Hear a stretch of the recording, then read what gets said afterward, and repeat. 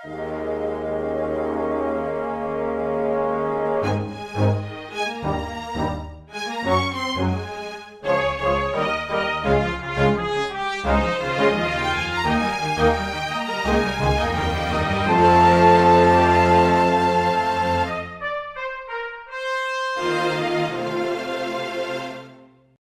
everyone. Welcome to the March 3rd edition of Weekly Manga Recap. It is Tuesday, which means that it's Manga Day.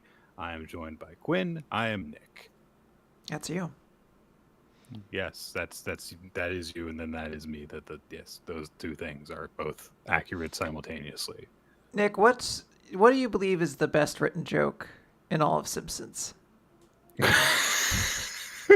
Because I have a very strong feeling that it's the Popeye, or not the Popeye, the Smokey the Bear one, where it's like, who can prevent forest fires? And the buttons are you and me. It's you, and he's like, you hit you, indicating me. The correct answer is you. I don't know if I've ever heard that one also. Oh my god, it makes me laugh so much just thinking about it. And then Bart's immediate reaction, like, can we go outside without the bear? I think the one that I reference the most is just "Stop that, Mr. Simpson." Just with the headbutting. It's not even really a joke; it's a visual more than anything. I do know the one you're talking about, though. It is a very solid one. Some animals are just jerks. Stop that, Mr. Simpson. Nick, we have a bunch of manga to talk about. There's plot developments happening in pretty much every series. Weirdly, these stories with continuous plots, they don't ever just all collectively pause for a week. They come out with new stuff every single week. Well, sometimes they do. Let's be real. We do have some weeks where there is like nothing to talk about. It does happen very occasionally, and increasingly occasionally, given the number of series that we now talk about regularly. But either way, not one of those weeks. You're right about that. I guess we'll just start then, because we've got a lot of developments, including in Ichi the Witch, chapter 72, Even One Moment Longer. And last time, the baby inside of Minnie's belly was revealed to, of course, have some of Chrono's powers and use them to rewind time enough for Chrono to not be fully gone. And it turns out it's just 45 seconds, which means that Chrono is still fading. He is going to disappear. He and Minnie just have enough time to actually say a proper goodbye to each other. They're not even like next to each other. It's like they're basically on the phone together because they're using the magic mirror things in order to communicate across the distance. Yes. And we get color pages while this is happening. So we get full color designs of Chrono Weaver Magic and Minerva. And it's interesting because we see that Chrono is like fully black and white in color too. Yeah, there's a lot of color pages for Ichi this week, and I think getting to see this full Crow is pretty cool. Seeing full color Gokuraku, not a fan. Didn't expect his hair to be those different colors. So sorry, that's something I'm just gonna have to make peace with. So that is something that occasionally happens because in anime, you just kind of have to well, they have light toned hair, which means it could be blonde, it could be red, it could be purple, pink, green, blue. Yeah. It could actually be white. Honestly, it could be like snow stark white. Who knows? Obviously, you just need to have some sort of caption every single time that you introduce a character, hair color, and just put that in there. Mm-hmm. Every character should come with a little introduction box like Oda has, where it has their bounty, their crew affiliation, their hair color, list of likes and dislikes. So Chrono asks Minerva to hear him out because he's got something important to say to her, and he thinks to himself look, we've been given this time from a miracle, so I can't waste any time on this. And he just says Madoka. It means wish in an ancient tongue. Wouldn't that be a fitting name for our child? And Minerva is she had been tearing up, but now she's like fully starting to cry when she hears this. She thinks it's such a beautiful name. And Aww. she doesn't know she only has 45 seconds, so it's really good that she liked this name, because it'd be really kind of sad if she was like, I know, but my uncle's name was Jeremy. That's kind of been like a family name, so I kind of feel like we should keep it Jeremy, you know? You didn't bring this up in all the time that we were thinking of names before. So I know, but I thought of it now, and think of all the great Jeremys there have been. Jeremy Renner, Jeremy Piven, yeah. That's a good reason to not actually name. Your first two Jeremys were Renner and Piven, so I'm kind of feeling like the name's not that good. It doesn't have good pedigree. Jerry Jones, no, I'm no. Jerry Seinfeld, come on, the hits keep coming.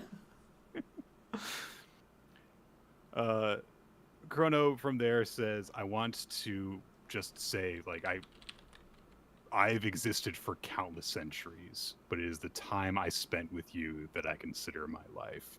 Damn. That's an amazing line. That's one of those lines that I'm like, dang, I wish this could have just ended a chapter, because that's so beautiful. It makes me want to cry. And we get like, this like clock imagery, which of course is, makes sense for him.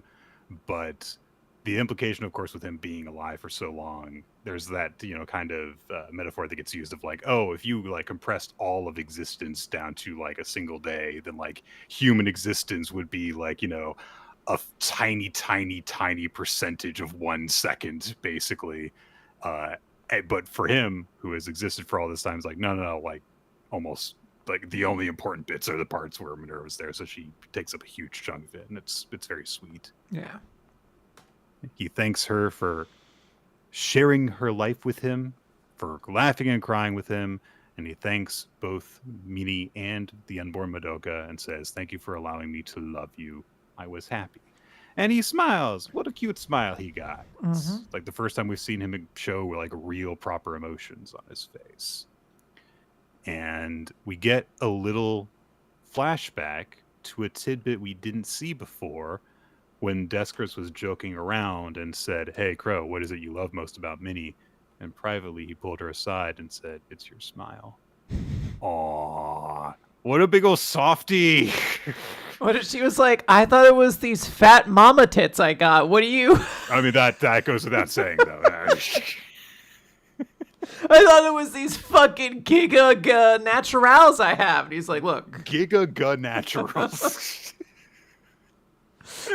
That's actually Machine Dramon's second attack. He doesn't use it very often. But... No points for knowing where the cannons come out of that one. Oh, let me look at my model real quick. And that's when you find out I've just taped like a giant pair of anime tits to it.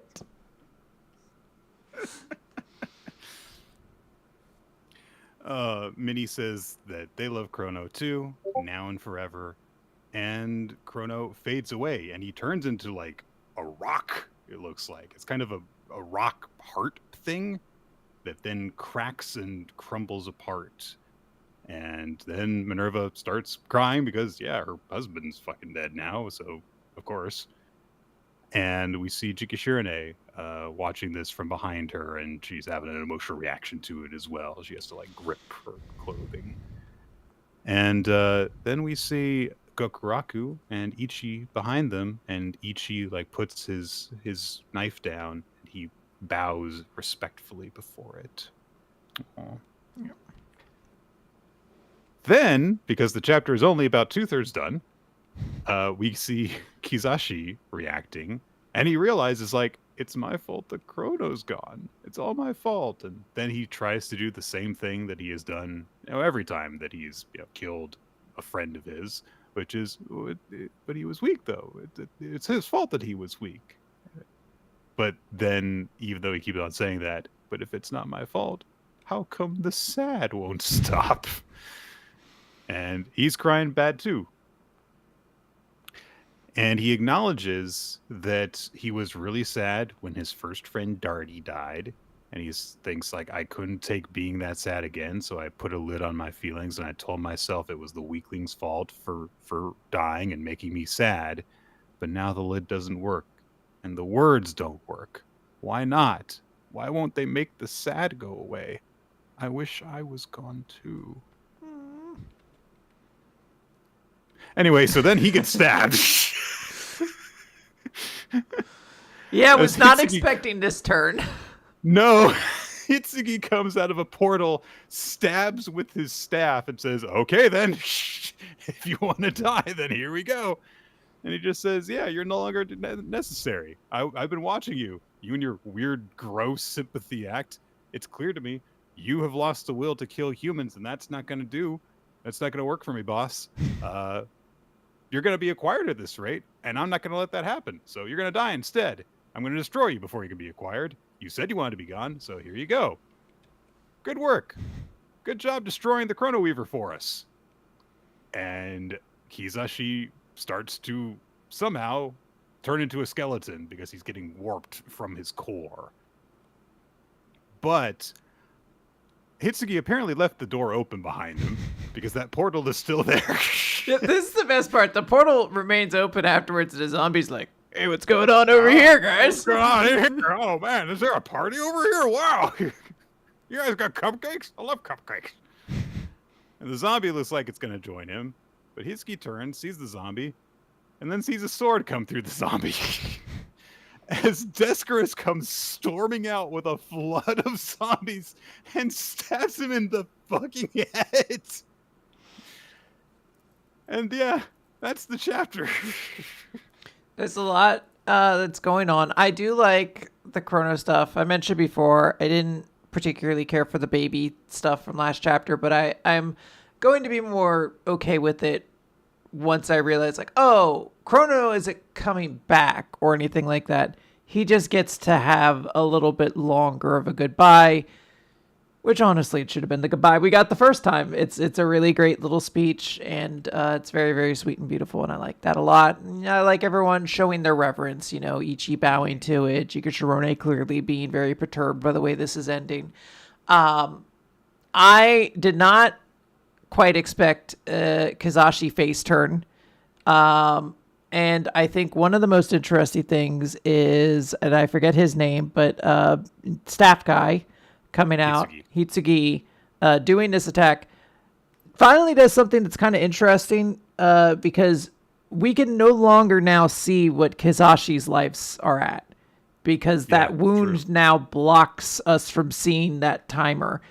And I wonder if this is going to be a thing, because wasn't Kizashi's trial to kill him 100 times, 1,000 times, just run him down to zero. Yeah.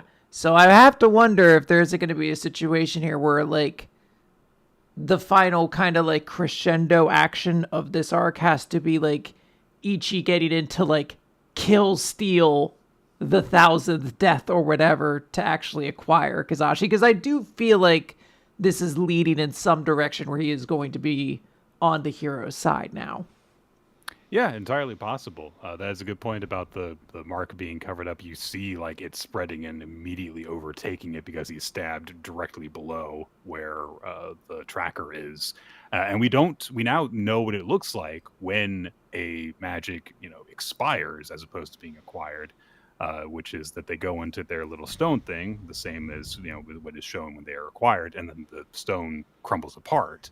And that definitely didn't happen with Kizashi. So we will see if that's the way that we get the workaround here. Yep. And then obviously just interested to see how Descaros responds to, I mean, we know how she responds to having her brother used against her. I just had to kill my brother. Fuck you. She stabbed that man in the eyes. But I am curious to see the follow-up to this, because I want to see how she responds to, I don't know why I forgot his name already, Hitsugi. Was that Hitsugi. It? Yeah. I remember it because it's Sosuke's last name. I love it. All right. Good chapter. Yeah. Blue Box. Chapter 232, A Natural Challenger. Taiki heads out for the day, gets to the gym, goes to Batman practice, and we immediately check in on Ayame, who is happy that she's dating Kyo now. They have a little souvenir, a little keychain thing on her bag, and she's just going, dick! Just truly just staring at it, laughing to herself. And I love that, like, one of them's like, oh, Kyo's not here. And they're like, yeah, but at least since he's not here, we don't have to watch them flirt with each other. Yep. So Ayame is there, but Kyo is not there. Kyo. And also, most of the third years in the club are not there because it's like, hey, their activity is done, same as it was for the previous year. But Nick, that tournament wasn't over yet. There were still multiple rounds left to have. How are we going to find out where everyone ranked? I'm glad you asked that, Quinn. Let's wait a couple pages and find out. So yeah, they talk about that. Kudo says that he is around for doubles, and Taiki says, "I'm glad that you're here, Kudo." But Taiki, reflects on like his memories of other people that were there. The previous third years who have all moved on, including Chinatsu and of course the members of their team. And he thinks, even though this is the same place, everything about it is completely different. Oh, Quinn, is this going to be the same blue box when all is said and done? Oh, maybe the real blue was the blue that we brought to the box. Well, yeah, because the actual gymnasium, again, as established, is not blue. It's not blue. So, could have been any box. Could have been white box, steel box, window box. You could have called it a lot. The Taiki box.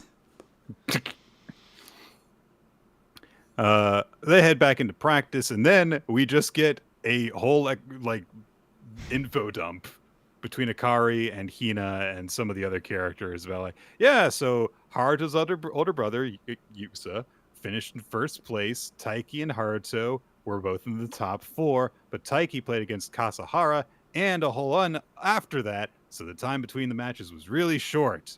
So he was really tired at the end. But Akari says that Yusa is really, really good. No weaknesses. Man, you should have seen him, guys. You should have seen how good he was. He was really good. You should have seen him. He's so good. Oh, if only you could have seen how good he was. Oh, what a shame you can't get to see it. She relates 2 metaphors, one of which is very straightforward. It's like there's a wall on the other side of the net. Fair enough. And then it's like the 3 little pigs. The bricks stayed standing. They're the same thing. And I've just got a little tent made of sticks. What? Okay. Because are you the wolf in this situation or one of the pigs? Because you're trying to break past the bricks, and that's not what the sticks pig did. The pigs aren't trying to fight the wall, if that's what you're concerned with. Allies with each other.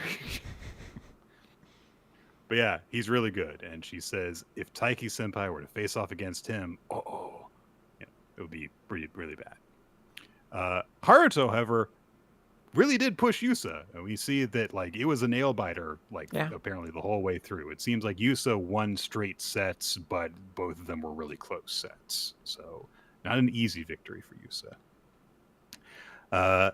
Afterwards, Haruto was apparently upset, but he also was kind of happy too, which makes sense. Hey, he was progressing. So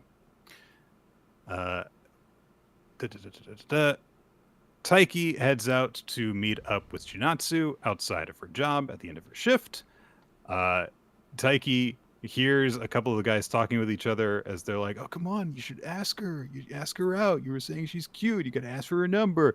And then he, as one of them calls to Chinatsu, Taiki goes, no! You can't know she's dating me. Oh, I'm not weird. I'm not weird about Mr. this. President! Diving in front as though it's a bullet. When it's just some dude being like, can I have your number? And she's like, I get that all the time. What do you like? Chinatsu handles it very maturely. She's just like, yeah, I get people asking me that, and I just turn them down. It's okay. I'm dating you. But the importance of this actually is that the guy who was going to ask Chinatsu out knows of Taiki because he's in Batman, and they're like, oh my god, he's crazy good at Batman, and he has a cute girlfriend. Holy shit. So Yeah, and then he's like, "You got to be careful, Chinatsu. They're gonna ask for your number." And she's like, "Yeah, that happens all the time. It's fine." But the fact that Taiki has been so complimented in this way just makes him go, "I actually know of a lot of guys within Batman who are way more amazing than me." And so when people treat me as if I'm super amazing, it feels off to me because I know how much further I have to go. And he says that finishing in the top 4 in the prefectural court finals was not good enough for him. And Chinatsu says, "Well, that's because you're a natural challenger, Taiki." Title. Oh, it makes sense. So she says, "But confidence does make a great engine." And she demonstrates this by getting behind him and pushing him and just like keeps on pushing him forward while they're going along. And yeah. And then they talk about how she's really into go-karts. And she's like, "Yeah, we should do go-karts again." She's like, it'd be fun right now at 9 o'clock on like a Wednesday night. We should go go-karting right now. Get into the amusement park, spend $60 each on tickets just to go to the go-karts for the 20 minutes they'll still be open before they closed over the night. And then what would be really fun is doing the same thing tomorrow. And maybe every day. Maybe we just get a pass. Let's sleep in the go-karts. Yeah. Can we get when we move in together a car bed, but it's a go-kart? Yeah. Like not a go-kart bed, just a go-kart. Yes. And I could just drive around the house. Yeah. I could drive it to get all my coffee in the morning. I could drive it to like go to the bathroom. I mean, hell, if you put a bathroom in it, I don't even need to stop to go to the bathroom, but I could still drive there, like into the bathroom, go there, and then drive around the rest of the house. It's very convenient. What do you want in our house, Taiki? He's like maybe red curtain. She's like, impossible. We're never going to work out. The go-kart. Those will clash with the go-kart. Our go-kart's going to be hot pink, by the way. They're actually, we can't have anything that touches the floor that's not a go-kart, actually, so we won't have furniture. That's just not possible. Can I walk to and fro? What if I run you over with the golf cart? Come on. You're not thinking straight here. Come on. Don't be crazy. Taiki notices that Chinatsu's hair is long again, and then he looks around because this boy is so innocent, and then he leans in to kiss her ear somewhere around the side of her face. I love this because even Chinatsu's like kind of a little bit confused. She's like, "He kissed my hair?" Question mark? I don't quite know what he was going for, but he did kiss my hair, and that's romantic. But this happened when they were, Taiki was walking Chinatsu home. They were just spending time together for this. And wouldn't you know it, her neighbor spotted them. And so as Taiki walks home by himself, he says, "You're so short-sighted, Inamata. So naive. Painfully naive." Which just makes me think of Hemlock from Spy Family. It's like, the way to strength is misery and isolation. 100%. That really feels like that's going to be this dude's credo. He's like, how dare you think you can be in a relationship and also be good at badminton? Those two are universally exclusive. Also, I do like how Taiki looked around and I guess just never looked. He didn't conceive of a third direction to look in. Haruto is like on his way home from practice with Hyodo, and they're like, "Oh yeah, I heard Hyodo played well at the regional qualifiers." And then one of them asks him how his brother Yusa is doing, and Haruto says like, "Oh, he went running this morning." And they're like, "Oh, okay, he's all better." Yeah, because apparently his leg was hurting during the regional qualifiers. So he kicked ass and his leg was hurt the entire time. And then they say, yeah, it seems like something was off after his match against Hyodo.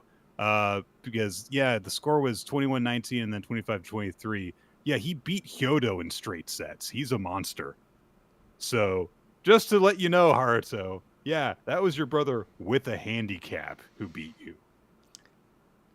Brutal. He must have been riding so high before that too. It was like, Yeah. I almost got him. I was really, really. Oh fuck! He was playing hurt the whole time. Damn it. Now he's beating a guy who's in college. Also, that I go to for training.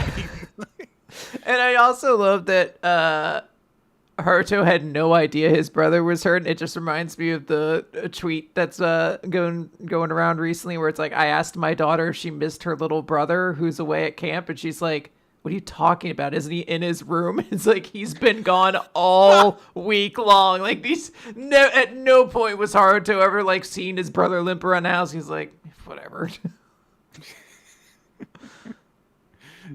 Just every time that he takes a step, he goes, "Ow, ow."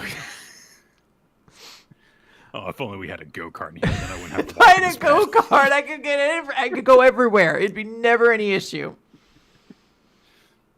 All right, Quinn, it's Dandadan. Yeah, Dandadan. This is chapter 227, Saint Germain's Intent. So last time we saw what happened when you put 4 spirits into one person, as Vlad has turned into, well, a more ogreish version of himself. He has horns now, and his hair has sprouted out. His face is just fully changed. It's just a different face now. And he is like, this rules. This is marvelous. This is incredible. And Saint Germain's just like, that's Sir Vlad for you, able to contain all those powers all at once. He's so incredible. Wow. Why don't we make it 5? And Enra's like, that might be a little bit, but Saint Germain immediately is like, oh yeah, let's, because Vlad's like, yeah, of course, throw them all in. He's like, wow, you really are quite the chosen one. And Enra tries to interject, be like, well, we inserted those yokai powers into test subjects so that their powers would evolve. It'd be too dangerous to put all those in one body. And Saint Germain's just like, you're a haughty one, aren't you? This immediately dresses him down. Yeah, and then Enra, of course, is like, yes, my apologies, forgive my rudeness, everything like that. And, there's the Vlad kind of chimes in with like, yeah, it's 100 years too soon for you to be speaking to Saint Germain as if you're an equal. And Saint Germain just keeps dressing him down. He's like, you're a clumsy oaf. You may appear competent, but the truth is you're inept. All you've managed to do is imitate my plan to create the ultimate yokai. And, Vlad eventually interjects as like, hey, he tries his best. Let's be easy to old Red over here, the Red Baron, don't you know? And he calls him up. He's like, hey, come on up here. And Enra, Come on up here. That's what he does. He does this. Yeah, he's like, come on up. And Saint Germain, or not Saint Germain, and Enra starts heading up there, and he's like, Saint Germain, you bastard, you've turned You just me. made an enemy for life.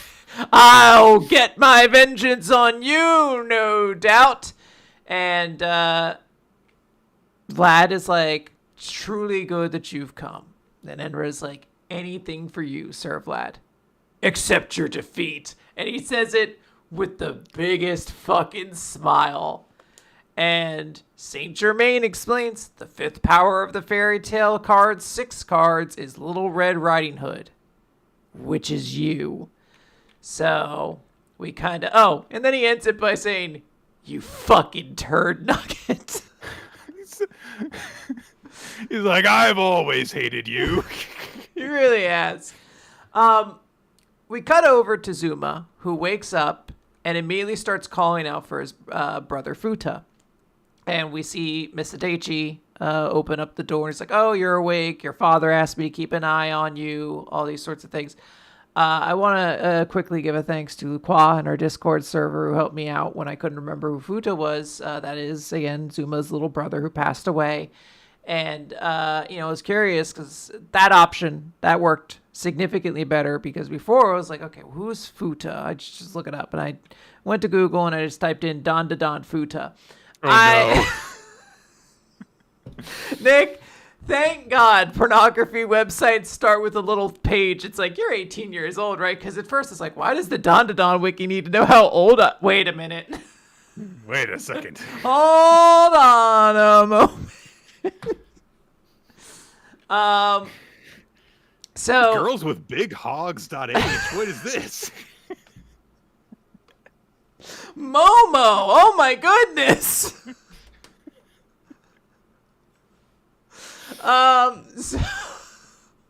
So we see that Mr. Daichi is gonna try to call Bega to be like, hey, Zuma's awake, but they see on the news that a miracle has happened. Daiki Akano, this little kid who has disappeared, has finally been returned to his parents all these years later. And, it's a moment for Zuma to be like, oh, he made it back. He's happy for Daiki. And then he, gets confused because Bega is there, but he's, crying heavily, so his face is very contorted. And eventually he's like, oh my God, this dude looks like a gorilla. Dude, stay off camera. You're not meant for it. And then he's like, actually, I gotta go. And the scene just ends with Mr. Daichi being like, where are you going? And he's like, a woman's house. I'm like, you couldn't have put it in any better language than that? Well, yeah, he's got to find the futa, obviously. I came so close to disaster. I really did. I really thank God for that website link, or I was like, oh man, my evening would have taken a different turn. We cut over to Seiko, who is thanking some people in the hospital, temple people who helped rescue Momo and everything like that. They're like, you are in our debt, basically. And the temple shrine folk are like, don't be so deferential. We made plenty of mistakes on our end, so, apologies for that. And, Seiko's just like, no, my granddaughter was returned to her original size. That alone was fortunate. And she didn't lose Momo entirely, so exactly. Turbo Granny interjects with, those good for nothing god dang turd nuggets. Good for nothing god dang turd nuggets. As a great reminder, I was like, oh yeah, Saint Germain is Turbo Gramps or Hyper Gramps or whatever. So fun way to reconnect those two, because I was like, someone getting called turd nuggets twice in one chapter. That's wild. But as the shrine folk are starting to leave, they're like, as you can see, we're getting a little too old for this. It's exhausting doing this ritual by ourselves. So we asked some young people to help us out. And we realized later there's one whose background we didn't know. So we're going to go track them down, you see. So it looks as though our heroes will learn, at least to some extent, that Momo was probably interfered with at some point. Well, and Zuma as well.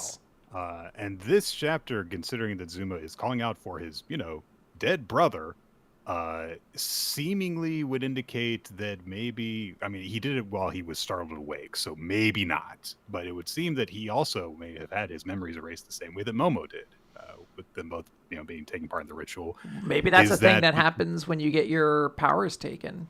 Maybe it's the powers being taken. We haven't seen the aftermath of anyone else's power be taken yet, because Rin and Yukishiro were both out of commission when they got their powers taken. And I think that we've seen that people were confused when it was a minor character who got their power taken away, but I think that's about it. Miss Adachi didn't get her power taken away because Bega stepped in before. I think that could happen. So it's kind of hard to tell if it's that. Maybe it's related to the curse being removed, and the fact that Daiki was restored. Maybe that has to do with it.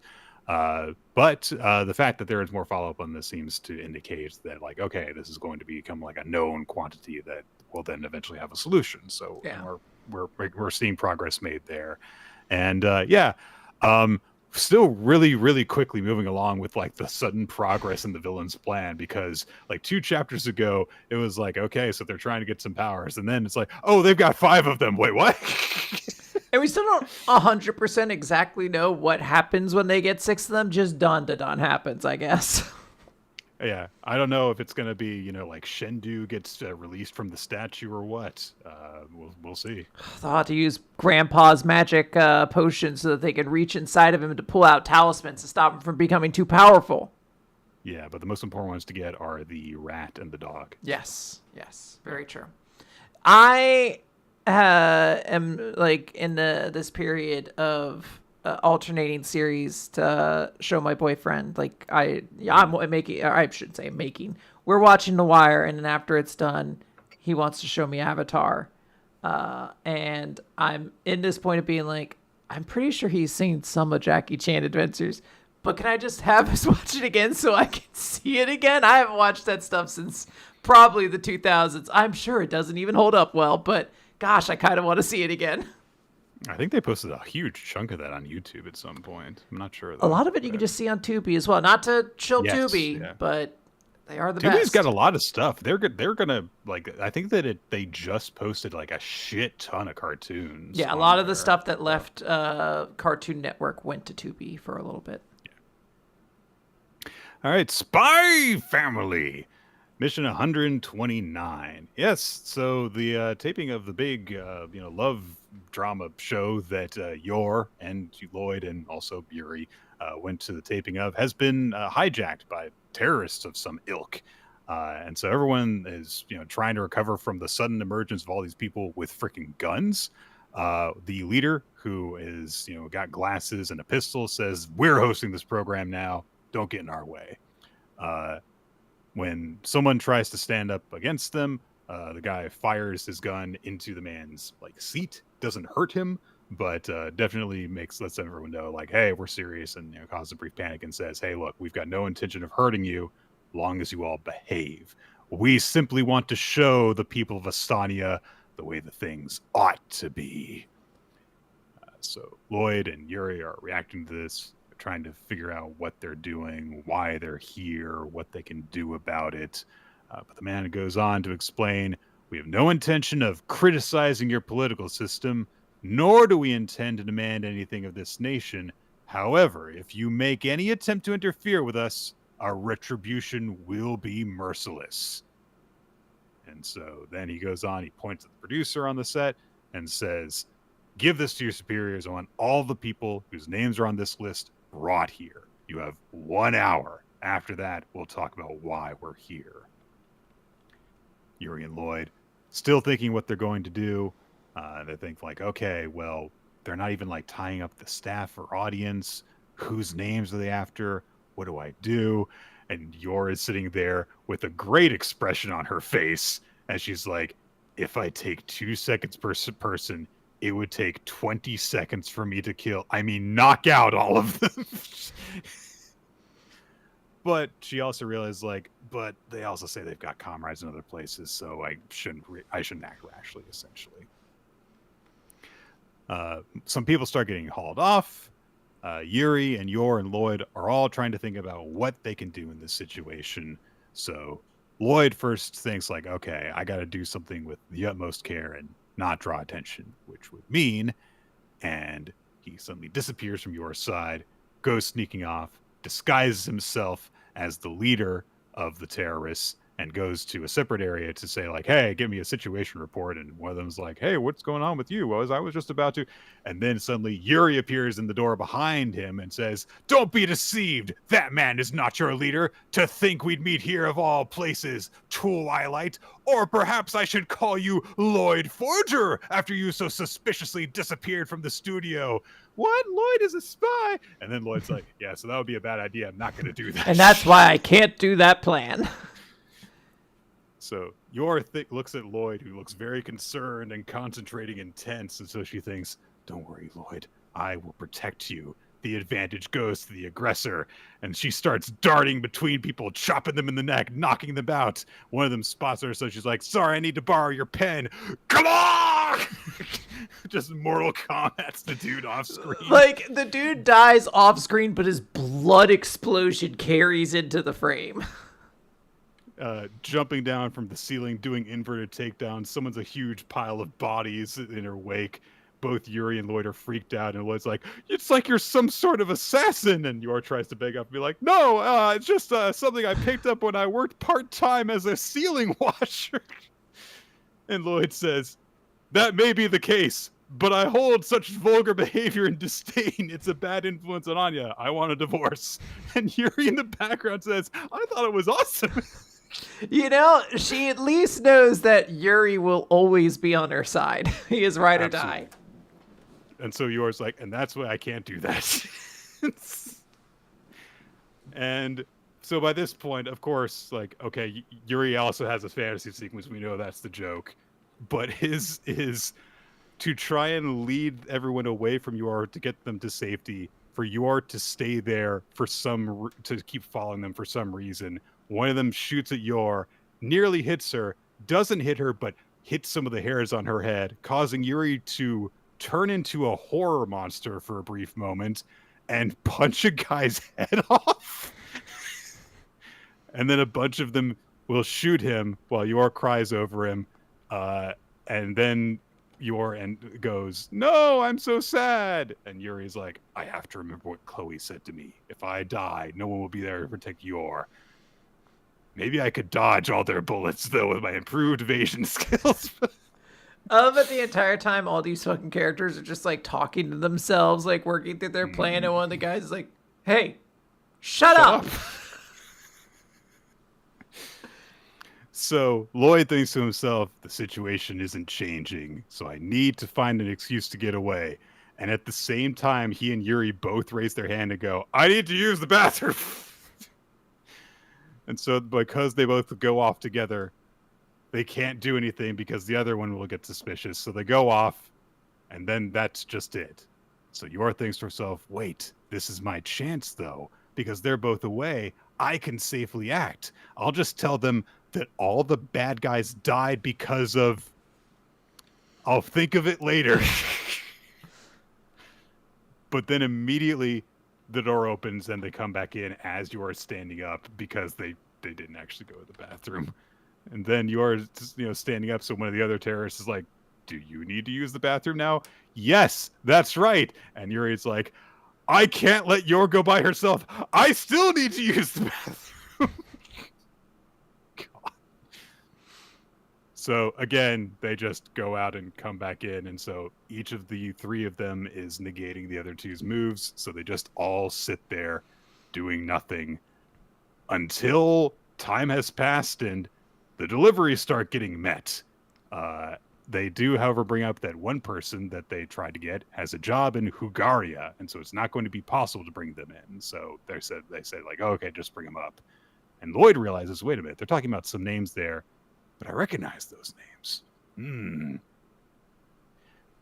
We see that the government, of course, has gotten all this, and so they say, well, we've got to do something about this. We have to wipe them out to preserve public order, but we're going to have to handle this quietly, as if we've foreseen every possible outcome. Then the door opens, and a number of men start to walk in as part of the demands that these terrorists have. And they're like, wait a minute, that's Russell, and that's Martin and Christopher. Those are the guys who played Proto and Kashan on the show. And nobody knows what's going on except the terrorists themselves, until the leader steps forward and says, all right, the cast is all here so we can start the meeting. And they're like, what are you planning to do? Isn't it obvious? What else would you be here for? But a shoot. We're going to do a reshoot of 5-Year Love Plan. And everybody just goes, what? All right, Nick. Even the government who are listening in go, well, I didn't foresee this.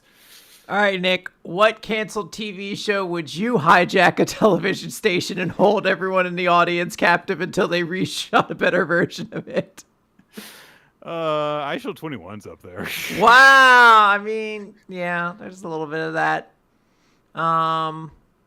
Maybe Glow. We could just do a better, like, seasons. Get season 4 done. Yeah. Yeah. Something along those Absolutely. lines. Yeah, I do. Stupid pandemic. I do enjoy that this is the way that this is moved. This is like a very fun turn of events. And it's also just a very funny chapter in general. I really do enjoy seeing like all of our two heroes and then a weird siscon guy. But I enjoyed getting to see them all kind of think about what they would do if they had free reign to like maneuver in a situation.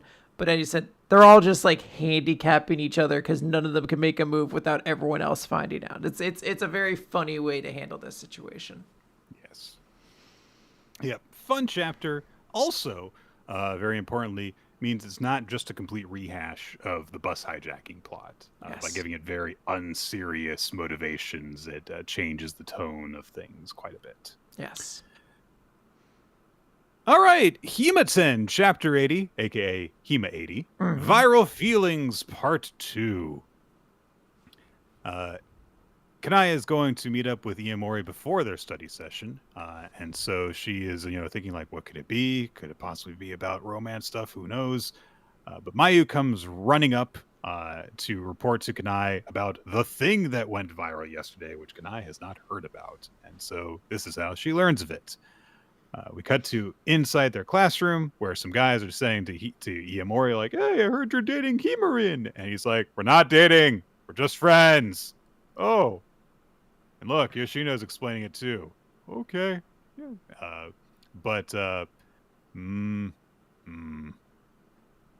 Yokomizo comes over to Iamori and says, you have to bolster your defenses. I heard from Konoe that you're going to study with Kanai today.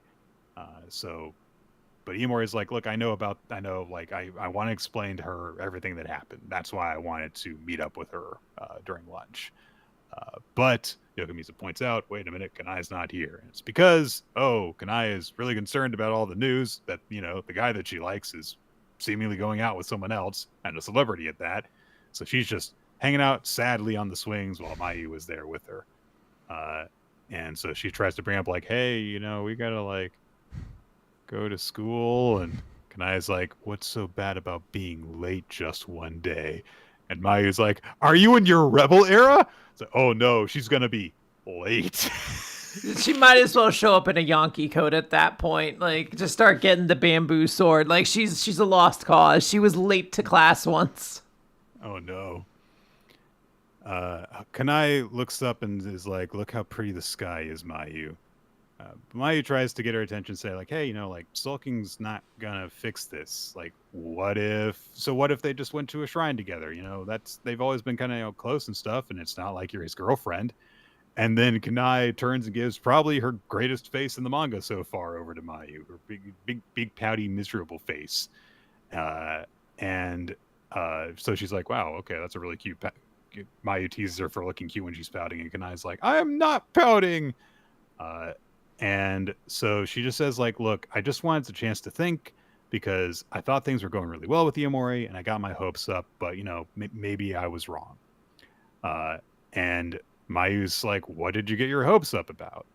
And Kanai says, well, I would guess that, the feelings were mutual, maybe. But she brings up, maybe he just thinks of me as an old friend. Maybe he doesn't see me the same way I see him. And what if the two of them are going out? And she admits, I'm scared to know the truth. And so Mayu gets up from the swing and she says, that's why you can't avoid it. And she says, this is the kind of thing you can't run away from. You've stood by and watched him from a distance all this time. That's your weapon, Honoka. Besides, I don't think they're dating yet. I'm pretty sure they've got some kind of secret. Got to ask what it is. This isn't how it was in middle school. The two of us are in the dark, so I think that's why you're scared right now. You finally reached a point where you can get your hopes up. Are you going to run away after making it this far? Also, they bring up Himeno for some reason. We got to pay the Himeno tax. It's been too long. We're overdue. Yes. But Mayu says, hey, are you sure you want to just, not let things continue to go unsaid with him? And so Kanai asks, are you going to be there for me? And she says, I'm the best person you could have on your side. So then Kanai has to go and apologize to Himeno for being late. And Himeno's like, it's not such a big deal. And she says, go have lunch with your not boyfriend, and then we'll eat lunch together. And yep. So, yep. She goes off to meet up with Iamori, who is thinking to himself, how am I going to handle this? Monica agreed to tutor me and stuff. How am I going to explain my relationship with her? So Kanai shows up at that point. And so they sit down to talk. And of course, stuff is going to be said. And so Iamori's like, oh yeah, about the picture. And Kanai says, yeah, Himari actually explained it to me in class. So we didn't see that part of this. Okay. But Iamori says, like, well, there's more to it than just the picture. We actually have a secret, and I wanted to tell you about it before all this happened. And Honoka asks, like, so specifically you wanted me to know this? And he says, yes. And so she's like, okay, yeah, I have always kind of wanted to know, like, why are you two so close? And the explanation happens off page. When we come back, Honoka's like, okay, so you were working for her. Got it. And Iamori says, like, yep, so we are at the end of that. This is my last month. The end of the month will be the last day that I work for her. And we ended up trying to hang out as friends, but then our picture got taken, and now it's spread out online and stuff like that. And Honoka's like, wait, so you actually like never just hung out before that? And he's like, one time on Labor Day. And that was it. But Honoka says, well, that connects a lot of dots. That means that Himari is the one who's seen you at your coolest the most. Because he is a cleaner and stuff, and that's when he looks cool. So, she says, like, hey, so I understand that, like, helping Himari is an important job for you. And it was to you, right? And Himari admits, like, yeah, it's kind of not going to be easy to, like, just, like, say goodbye to that because it, like, gave me purpose. And it was, especially considering that someone as amazing as her acknowledged the work I did. This is, like, a mundane skill that I have, but she made it seem valuable to me, and I owe a lot to her. So, Honoka reflects on that. But we pay the Himeno tax again. She draws it to something that Himeno was saying. And then Iamori says, but that's not what I wanted to talk to you about. I didn't want there to be any misunderstanding. So can we still do the study session today? And Honoka says, like, yeah, okay, sure. She goes to talk to Mayu afterwards. Mayu asks how it went, and Honoka says, like, yeah, they had a secret together, and I understand now why they have a strong bond, and I'm glad that I didn't chicken out when I learned the truth now. And she says, because it's such a nice day out, I know I'm making the right decision, Mayu. 1 month from now, I'm going to tell Iamori I like him. So now we've got that going on both sides of the Honoka and Iamori dynamic. Himari's got a double time limit that she's working against. Kana, bam, she non-factor. She's not there. Nowhere around any of this. No one at any point has asked about Kana's thoughts or opinions on this. By the way, pretty sure almost every one of these characters knows that Kana has a thing for Iamori, but she's very obvious about it. Yeah. If nothing else, we know that Himeno knows it. So she knows everyone has a crush on. Yeah. On him, yes. So yeah, we shall see. I am not excited that Honoka has also decided to put this stupid month time limit on her thoughts. This feels like a very arbitrary thing that's just being used to keep a bunch of teenagers from just talking to each other, which would probably start to resolve their situation in some way. But you know what? Maybe we'll get an amazing month of chapters and character moments before this finally comes to its conclusion. All right. Kinato's Magic, Chapter 5, The Knight and the Princess. All right, so with Kinato's help, Kaminagi was able to use her ice magic to the fullest extent. She is synced up with her katana again, and we get them getting confirmation of their mission being completed from the mission evaluation form, which is similar to the adventure assessment form that Kinato was using, but this one just has a little graphical face thing. Which it took me a second to realize, like, oh, it's a face there's God. But mission's completed. They get congratulations. Kinato celebrates for a little bit, and Kaminagi's like, I still ended up taking care of the monsters by myself. And Kinato starts to panic for a second because, like, oh, right, I was supposed to kill more monsters than her. But Kaminagi's like, I can move better now. My katana and I are on the same wavelength. I have a feeling I'll be relying on your magic a lot more from now on. So she doesn't, like, congratulate him or anything. She's a little bit sin about it, but it's a nice little moment there. And she starts to think to herself, like, there's like this weird feeling inside of me. I wonder if, like, it's his magic, like, still having some sort of effect. I got to stay calm here. I know. I will think of my most sacred text, the guidepost of my soul. a knight's chronicle. That will calm me down. And she's like, I am a knight. I am a knight. But Kinato is walking behind her and he's like, hey, so yeah, thank you for everything. I do understand now how inadequate I am. So I'll get stronger. Strong enough so that I can at least stay by your side. And Kaminagi's like, wait a second. He just said one of the lines from Volume 10, Chapter 4 of A Knight's Chronicle. A line that the knight speaks to the princess. And so she like turns to him like really angrily. Do you read A Knight's Chronicle? He's like, I mean, I know the basic story, but so he came up with that very generic line all on his own. No, it was deeply emotional and impactful. The kid that Kinato and Kaminagi helped out before runs up to them. He's got the others from the village with them, and and one of them says like, "Oh, we would love to repay you for all that you've done for us." And Kaminagi, seeing a bunch of women, rushes forward and is like, "No need to thank me. After all, I am your knight." And she thinks to herself, "Usually all women look like princesses to me, but now they just look normal. Suddenly, I don't know who I am anymore. Night after night, I've immersed myself in the world of that story. I've based my entire identity around having a knight's soul." And then Kinato steps forward, and Kaminagi sees him as a brave knight, and herself as a princess. Mm-hmm. Now, it's a funny visual, but I'm a little concerned that this was kind of used as coding before that Kaminagi is a lesbian, and we have just had her experience the almost literal touch of a man and switch her dynamic around. I don't know if that's intentional, but I feel very bad about this personally. There may have been some discussion in our Discord server about this chapter. I don't really think it was fully intentional, but I think that there are some very unfortunate implications about it that I don't like. And I don't know. Maybe let's say it will come by and she'll be immediately back to normal. Yeah. I mean, look, this is chapter 5 of the series, so yes, there is a lot of room for things to change in in any kind of direction. Yes. So Kaminagi is now looking at Kinato as if he is a true knight, and she thinks to herself, I have to read the whole series over again.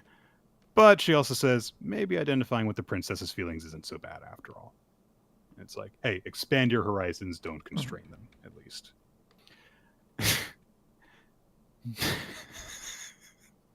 I don't know what the context of this moment is, Quinn. I don't know what's going on here. Yeah, the Kinato and Kaminagi open up the door into the guild, and our characters are just doing leg lifts. They're doing something. Leg lifts. They're doing yoga. Linnea is doing leg lifts, and the freaking secretary she's getting training from is giving her poster girl training, and it's like, what is beauty? Something you build like muscle, sir. It's just like boot camp for this. Anyway, Jien is like, hey, everything's normal right here. How are you guys doing? And Kaminagi says that Kinato was able to prove his abilities on his own terms, and she recommends that he join the Iron Fangs. And Jien's like, all right, you're in. Good job, Kinato. And then he says that means that, Kaminagi accepts him. And then she, while he is, collapsed on the ground in relief, she puts her boot on his shoulder and says, I accept you as my knight. I have decided you need special training to refine your knightly details down to your soul. First step, read all 42 volumes by the end of the week and pay special attention to the knight's parts. And then she starts to get, really, into the idea of being treated like a princess. Really into the idea. No judgment. Mm-hmm. But then she goes over to Linnea and she says, I'll need to consult with you. Can you show me how to be cute like a princess? And Linnea is like, yeah, just no. What a good supportive girl. Of course she would be all about this. No hesitation on this. No, what are you talking about? It's like, yeah, let's do it. So Jien's like, all right, well, congratulations to you, Kinato. And then he says, by the way, because Kinato's like, I'm just glad I wasn't kicked out. He's like, oh yeah, if you had failed the mission, I would have just kept on sending you on more missions until she accepted you. It would have been fine. which he then, extends his hand, welcomes him into the guild, and says, and I've already got your next mission lined up. And he says that the other members should be here soon. So we're getting trickled in characters instead of just like, oh, here's everyone in Fairy Tail that you'll definitely spend time with. I swear. They're all going to be equally important. There is a ruckus outside. People getting really upset with each other, arguing. Two tough-looking guys are headbutting each other and are going to cause a ruckus of some kind. And they're arguing over territory. They're arguing over turf. And then just so it looks like there's going to be some sort of gang fight, someone appears. Someone with glasses and multi-toned hair. And he says, I come home from a long mission to deal with this. Those damn idiots. I go away for a few days and this is how they act. Get back, Juna. And Juna is a girl with a huge bag on her back. Mm-hmm. And she's like, I'm gonna hide. She's like, this is gonna go bad. I already stand out too much. I'm just gonna hide over here. So the crowd stops fighting as this man with glasses interferes and says, how many damn times I gotta tell you not to fight out here? Don't you dare cause trouble for our neighbors or the Iron Fangs, or I'll kill every one of you. And it's Talius is his name. As Juna hides over there, she's just right over there. She's just behind those boxes, and she hid behind the first thing she could find.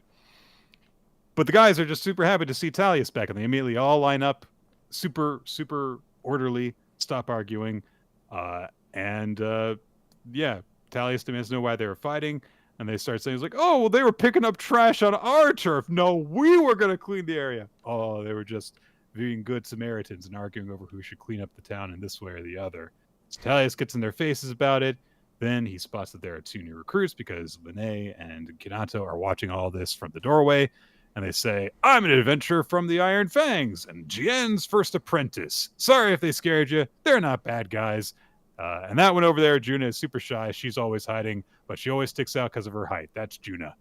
And Juna says, don't look at me, while she's still sticking out from behind the boxes. I don't like how much I relate to Juna already. She's tall and doesn't like to be perceived. That's me in a nutshell.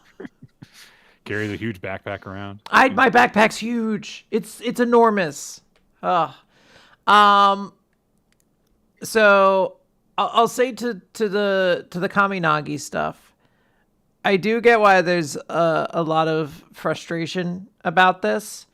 I will also say I don't think I think, unfortunately, I just know not to have faith in a lot of manga. That I never even read her initial thing as necessarily being like, oh, this is a queer character or anything like that. I was like, this is just like a funny joke that she views herself as a knight. Yeah, sure. Like some sort of thing. I'm surprised we moved so quickly from that to the exact inverse. I thought we'd maybe take our time to get there, but next chapter, boom, suddenly the entire dynamic shifted. Kind of makes it hard to appreciate that there was anything before, now that it's something different. But again, I think this series is really, really funny. I enjoy it. I'm going to keep reading it. I'm just going to hope that there's funny jokes for Kaminagi in the rest of everything that's going on that isn't so funny. My actual real concern with this chapter is this guy at the end who, I know you have not played Pokemon Legends ZA, Nick. Correct. But there is a character in that game who is the head of essentially the Yakuza of that city, who seems super intimidating, has glasses, has multi-tonal hair, and he also turns out is a super good guy who just cares about the town, even though he's really intimidating. And everyone's going crazy for this guy. And I can't, it's absolutely a conspiracy theory, but I saw this dude and I was like, this dude is way too Corbo coded for it to be a coincidence. I think he is absolutely inspired exactly from him. Yeah, I'm looking at him right now. I don't think he's got enough daddy to hold a candle to Corbo. I think that it's a pale imitation thus far. I think we need to see more of this guy. We only really kind of get one good shot of him, but I feel like that's the realm we're trying to go to. And look, as the daddy connoisseur of the show, I'm gonna say he doesn't have it right now. I'm not getting daddy yet. No. I'm not. So we shall see. Yeah. So I'm a little concerned because I don't get any kind of vibe off of him, and this is like the first character in this series that we've met that that didn't immediately like, oh yeah, this seems like a fun character. This is the first time I'm just kind of like, all right, Yeah. that's your deal, okay. So it seems like we're gonna deal a bit with him for now. I do like Juna. I just like the entire energy she puts off of like not wanting to be there. Please don't look at me. I'm already catching too much attention right now. I'm gonna hide behind these boxes. That'll be better. All right, Nick. All right. Someone hurts out there. That's right. Chapter 23, Once Summer Break Hits. Hey, color page. And it's a very pretty color page. I like the blue and yellow. Yeah. The first cover also was in this very similar aesthetic. And I believe it was Molderman in our Discord who said what it reminded him of. And it's like that 80s sort of like evening city aesthetics that kind of go on. And that color scheme really does just pop for me. There's definitely a little bit of a Sailor Moon vibe off of that image, just off of the color tones. Yes. We get 2 prompts in this chapter, Quinn, and I don't like either of them. I have one for both, and I actually am pretty proud. I'm pretty proud of one of them. All right. Yeah, so this week's prompt that they're getting responses for first is, what would a carefree weather person be like? And before we get into anything, Quinn, I just want to say shrimp sushis fucking sucks. How did she get read out for saying they talk for a bit and then sit down? Fuck you. You could send that in for literally any prompt. Well, because weather people are always standing. Oh. Do you have a response, Quinn? Yeah. The weather person refuses to talk about high pressure fronts because they don't deal with high pressure. Nice. That's good. I appreciate it. Thank you. It goes down from there. All right. What would a carefree weather person be like? Hurricane Megatron is expected to cause untold devastation tomorrow, flooding the entirety of the coast, littering the streets with bodies, and breaking open the firmament to unleash the hellish denizens of the abyss beneath. So be sure to pack an umbrella, folks. It's very good. It's very good.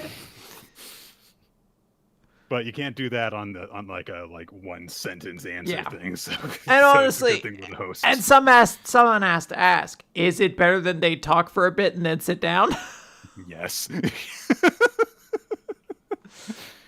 But Al in the Woods, May, is not getting read out on the air. And he's like, everyone's getting read except me. And Mizuho's like, that's not true. He's like, I mean all the people that we know are getting read on the air, And Mime's like, yeah, I mean, I guess that it kind of puts into focus that all those people I met, everyone was a serious rival because, of course, all of them made the listener Koshian except him. So he says, I managed to get them to recognize me, but I'm still not good enough to have them acknowledge me. So now he feels all ashamed. He thinks oh, I got big for my britches and stuff. Oh, he has imposter syndrome. How sad. And so Mizuho says, enough of the salt before it becomes your default, and watch the asphalt, which is very strange, but it rhymed, so it's very catchy. Next week's prompt is, wow, this restaurant is run by a child. Why? Because the only thing on the menu is chicken nuggets, pizza, and hamburger. Okay, yeah. My response is ill-conceived spin-off of Detective Conan. That's all I got. So. Can you explain that one to me? Because Detective Conan is an incredibly famous manga in which the protagonist was a detective who turns into a little kid. So the idea is that the child running the restaurant was not always a child, but that is a good one. Okay, I'm too dumb for that one. I'm sorry. Okay, that's fine. I didn't like that prompt either. I was just kind of like, wow, this restaurant is run by a child. Why? And it's not like, what would it be like if a child ran their own restaurant? It's why. I'm like, wait, you have to come up with the origin story? What is this? But a big thing going on is the fact that summer break starts very soon. So that means that there's going to be a closing ceremony before the summer break, which Mimei, of course, as a big class rep, has to give an address. And he's like, yep, I've got some prepared remarks to make. And Mizuho says, then I'll stand behind you to your side. And Mimei says, people are going to think you're a sign language interpreter. Which I would love to see Mizuho be a sign language interpreter. She would do very strange things. She would be an awful sign language interpreter because know. I'm fairly certain she doesn't know it, and two, she's just going to be doing bits the entire time. She's going to be doing like an itsy bitsy spider and stuff like that. People are going to be like, "What is this dude talking about?" If I'm following just her, it makes no sense. All the people who are hearing impaired in the audience watching are being like, "She's so fucking funny." She's so funny. Mimei, turns out, is a boring fucking public speaker. He's saying boring things like, we mustn't stay up late and we should keep a regular daily schedule. And Mizuho hears that and points right at him and goes, liar. Because he stays up until 5 in the morning listening to comedy shows. After the assembly is done, Mimei and Mizuho are walking together. She asks, like, hey, do you want to get some lunch? And he says, like, I was thinking of just making some instant ramen. And Mizuho's like, yeah, my parents are out too. I was thinking I could get a giant bowl of ice cream and marshmallows. You live your life, girl. Live your life. Thunder goes off in the background, so they need to take shelter. So they duck into a diner, which Mizuho is also like, hey, that's also going to be like experience. You know, that'll be good like research to do for the one-liner prompt. Won't that be nice? And Mimei is like, oh, I just said we shouldn't make any unnecessary detours or waste money on snacking. And Mizuho's like, we're always doing that, though. We're always taking unnecessary detours, and we're always snacking. Have you read a single chapter of this manga? We always do both of those things. She threatens to like go get, do research for the one-liner on her own. And then lightning goes off, and that prompts them like, okay, let's go inside. Yes. So good call. So they get in, and Mizuho is like, I'll take a hot coffee, but I'm just going to be looking so you can eat whatever you want. And also I'll get the sizzling hamburg steak. And it's like, you just said that you weren't going to eat whatever. So, Fuck it. I this is someone who you have to learn to just be like, just let it go. Like, I don't. That was 2 seconds ago, Mizuho.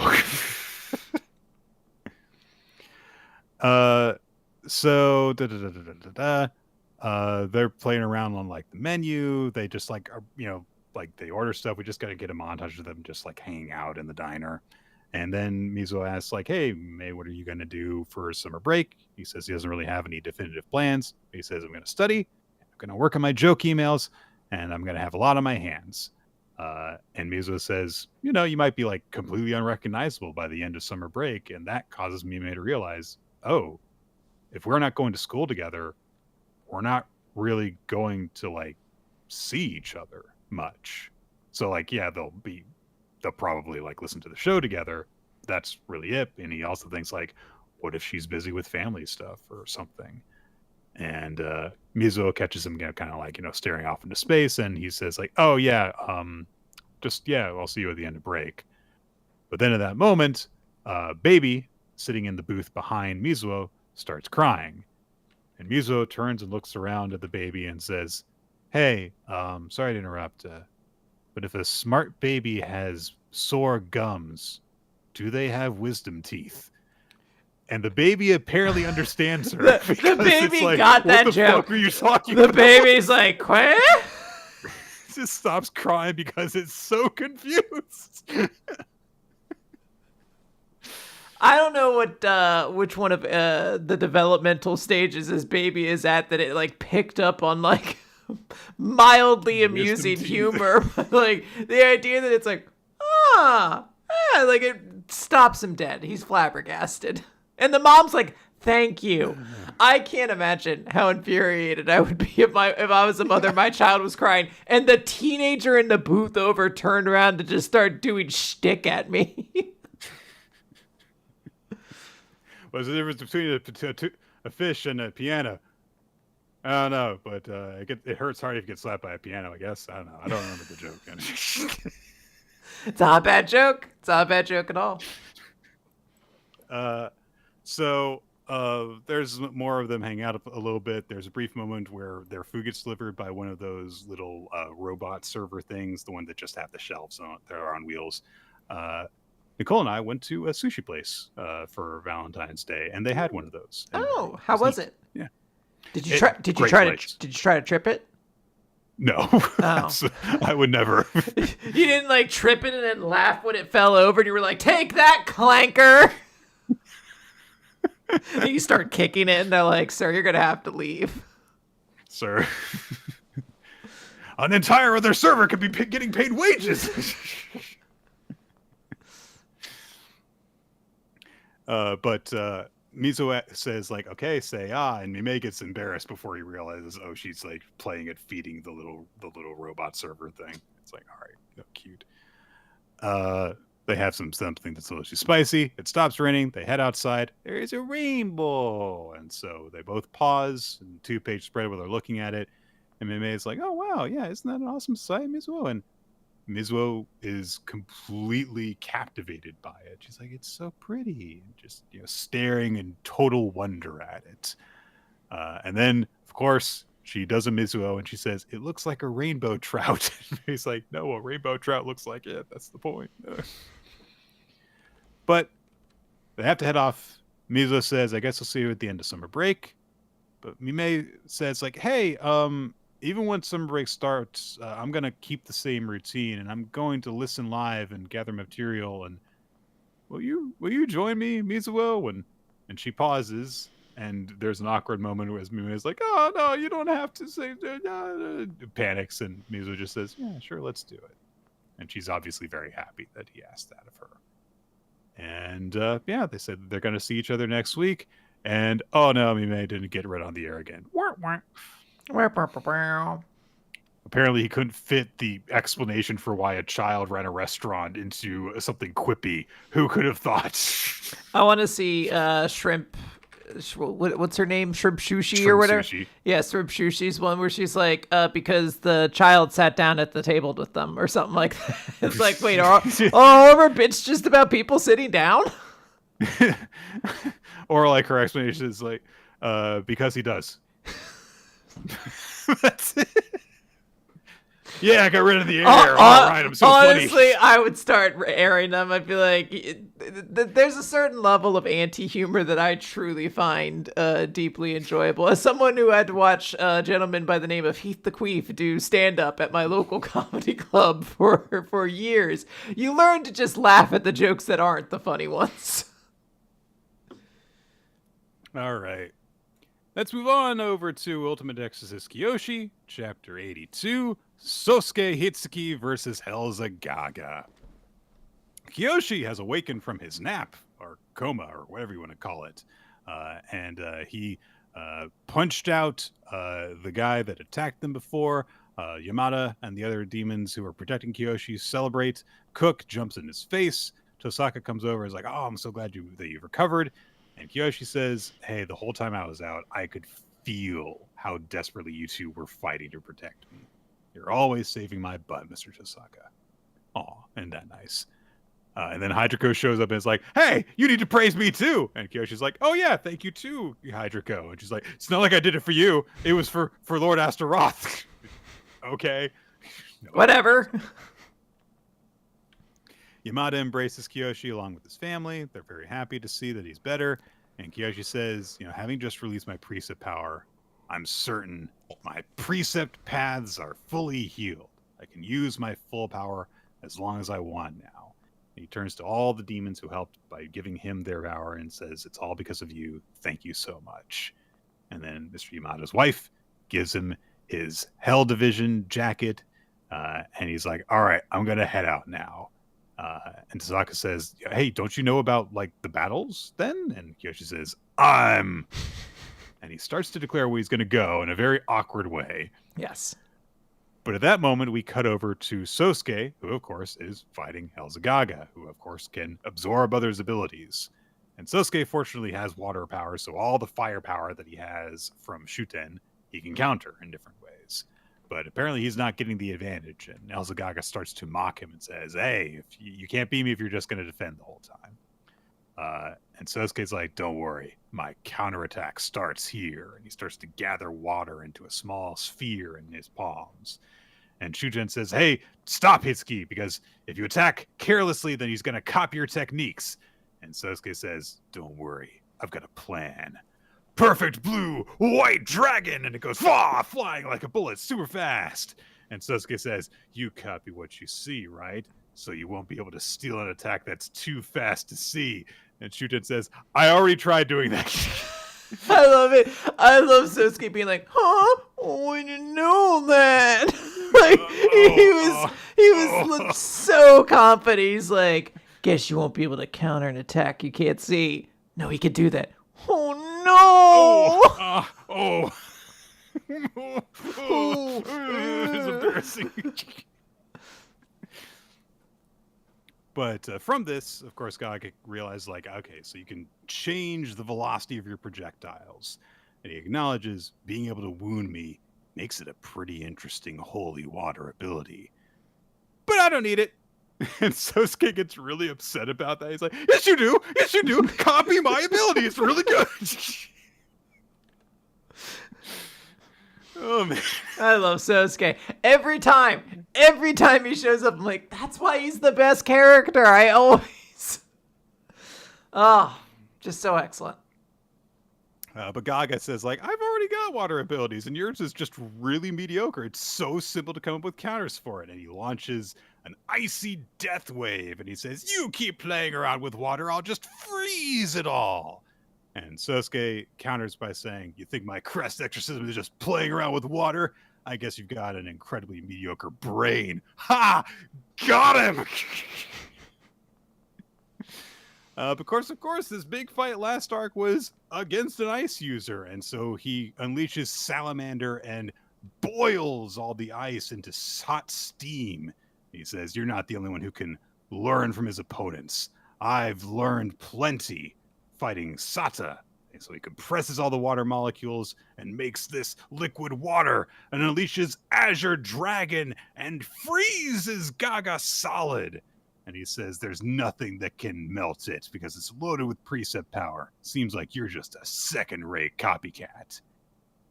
And Gaga melts off the ice because, of course, he has the power of Oni Fire that he's absorbed from and copied from Shuten. And he says there is nothing that Oni Fire can't melt as he melts himself free. And Sosuke says, hey, you sure you want to do that? When water is heated, it turns into steam and expands, increasing its volume 1,700 times.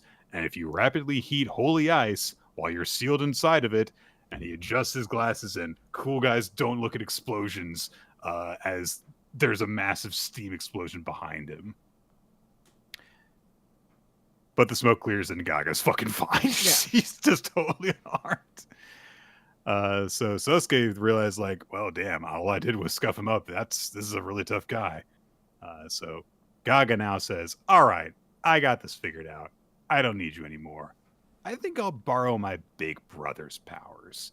And he unleashes a bolt of black lightning, which stabs through Sosuke's chest just by his heart. And Gaga gets behind him, forearms him to the ground, and says, we have a saying in the demon realm. Four-eyed nerds suck at close combat. Oh, no, that's a real first. It's actually on their state flag. It's just a picture of, like, Milhouse from Simpsons getting punched in the face. Gaga pummels Sosuke into the ground. Sosuke tries to fire a point-blank shot, and Gaga just uses Shishido's ability and just chomps it and stops it, fires stuff from his mouth, pushes Sosuke on the back foot, and he says, you're not like Shishido and Shuten. You don't belong on this battlefield. You're just clinging to Kiyoshi Harai's coattails. So get him over here already. Or maybe killing you would get him to show. And Sosuke realizes, like, damn it, it pisses me off, but Elzagaga is a genius too. My path's filled with geniuses like him. We turn the page as Kiyoshi finally finishes his thought from earlier in the chapter, which is, I'm going to head to where Mr. Shishido is. I can feel how strong Bobo is, and I have to hurry there. And Tosaka brings up, like, hey, are you sure that Shuten and Hitsugi are going to be okay? And Sosuke at the same time is saying to Gaga, the way everyone's going on about Kiyoshi Hirai, it makes me sick. Go ahead and say whatever you want about me. I'll claw my way into the same world as you geniuses. Once I've exercised the hell out of you, I know I'll be on his level. So Helza Gaga, get ready. I'm coming through. And at the same time, Kiyoshi says, if Hitsuki is there, they'll be fine. I believe in Hitsuki. God, this... Yay, we got to the fireworks factory, Quinn. And this fireworks factory rules. Look at the blues, the purples, all the explosions. It's fantastic. Finally, we're here. It's so good. And Sosuke is so excellent. He is cool when he needs to. He is so funny with just the I love that moment of him being like, you won't be able to copy an attack you can't see. And then I tried doing that. It doesn't work. Shouldn't be like, no, it doesn't work. And him be like, oh. I didn't know that. Legitimately got like a huge laugh out of me. And I just love him, trying to look cool and like getting countered, and this like speech that he has about geniuses at the end. It's like legitimately really, really good stuff. Like, part of it's a joke, but like legitimately Sosuke is the best part of this series. So the fact that we're dealing with his stuff now, it bodes great. I'm super invested. No chapter of Marriagetoxin this week. We just got an art gallery one, although there are some very gorgeous art in this, including a truly amazing one of Kinosaki and Gero dancing together. So pretty. Yes. But it's new Exorcist time. Chapter 135. Hang on. The Abyss of Death. The text is very small. It is. So the new sword that Gakuro is using, that is, again, made of Natsuki, it just is. Mm-hmm. It's called Moonlit Night's End, a hollow weapon that negates immortality. And Soranaki has taken a direct hit from that blade. And so both Machida and Nue are watching all this like, oh, wow. And then Soranaki's follower, who had the mask thing on, is watching all this as well. And Soranaki is like, shit, my vision is buzzing with vivid colors. My brain is working faster. So this is death? Magnificent. But Gakuro realizes that he hasn't fully finished off Soranaki, so he's like, I gotta hit him again.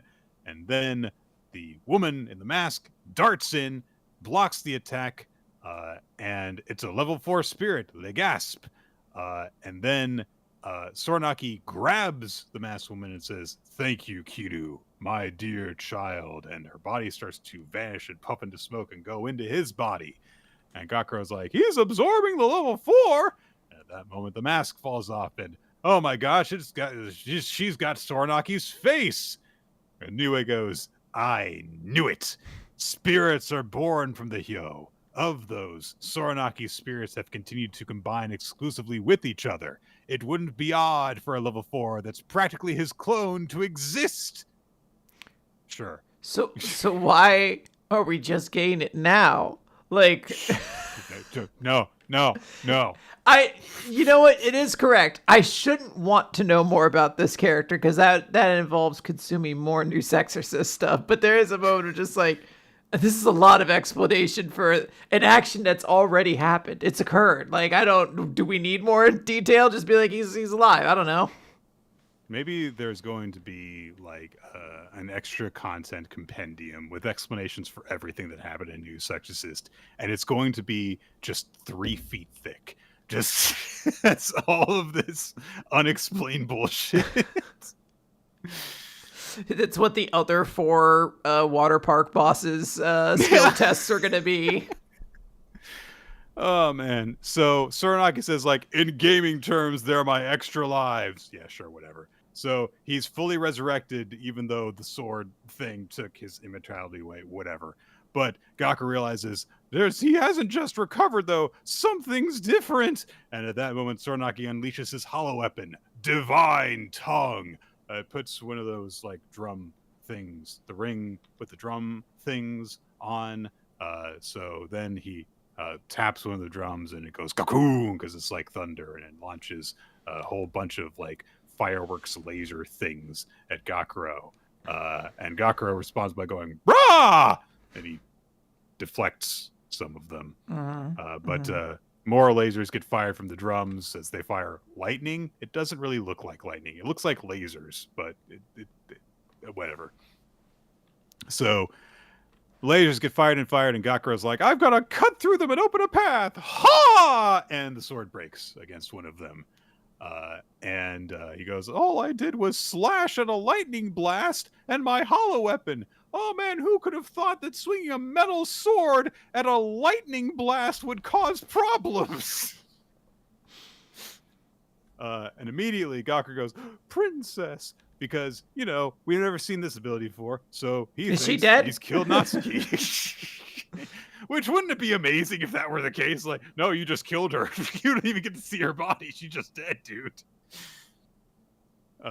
Now Nue rushes in to grab it at Gakuro. She goes into, like, a chibi child form when she reaches him, for some reason, as Gakuro falls, because, I don't know, some of the lightning catches him. We don't see it catch him. We hear a boom, and then he's falling. I guess it hit him.